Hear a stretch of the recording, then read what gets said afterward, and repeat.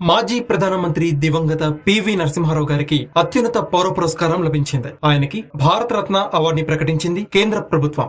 Bharat Ratna పురస్కారానికి PV పేరుని nominate చేయడం పట్ల ఆయన కుమార్తె బీఆర్ఎస్ పార్టీకి చెందిన శాసన మండలి సభ్యురాలు సురభి వాణిదేవి స్పందించారు. కేంద్రం తీసుకున్న ఈ నిర్ణయం పట్ల హర్షం వ్యక్తం చేశారు. ప్రధాని మోదీ కేంద్ర ప్రభుత్వానికి కృతజ్ఞతలు తెలియజేశారు. కొద్దిసేపటి కిందటే ఆమె శాసన మండలి మీడియా పాయింట్ లో మాట్లాడారు. ఇది తన తండ్రికి లభించిన అత్యుత్తమ గౌరవంగా అభివర్ణించారు. 1991 నుంచి 1996 వరకు అత్యంత కఠిన పరిస్థితుల్లో దేశ ప్రధానిగా పివి నరసింహారావు బాధ్యతల్ని చేపట్టారని గుర్తు చేశారు. ప్రధానిగా దేశం ఎదుర్కొంటున్న అనేక సమస్యల్ని ఎంతో చాకచక్యంగా పరిష్కరించగలిగారని ఆమె పేర్కొన్నారు. భారత్ ఇప్పుడు అన్ని రంగాల్లో అత్యున్నతంగా రాణిస్తుంది అంటే దానికి కారణం తన తండ్రి వేసిన బాటేనని సురభి వాణిదేవి పేర్కొన్నారు. రాజకీయాలకు అతీతంగా తన తండ్రి పేరుని నామినేట్ చేయడం ఎంతో సంతోషాన్ని ఇచ్చిందని ఆమె వ్యాఖ్యానించారు. జీవించినంత కాలం ఆయన కాంగ్రెస్ లోనే ఉన్నారని, కానీ ఇప్పుడు బీజేపీ ప్రభుత్వం భారతరత్న ఇచ్చిందని చెప్పారు.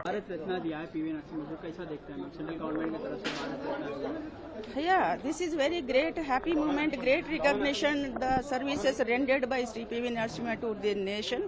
Because if you go through the days, that 5 years, 91 to 95, 96, so that was a very crucial age, crucial time in Indian history. But he has solved all the problems and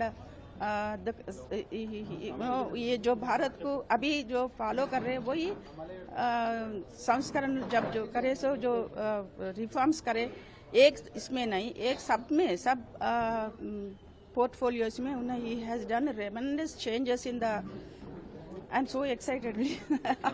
This is a happy moment and all the people are coming to me. I'm not prepared, you know.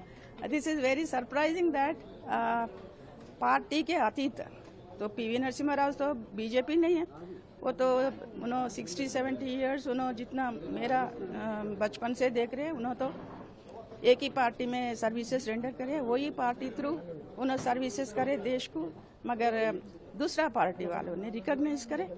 This is a great moment and we must appreciate, we must really applause, great person, great.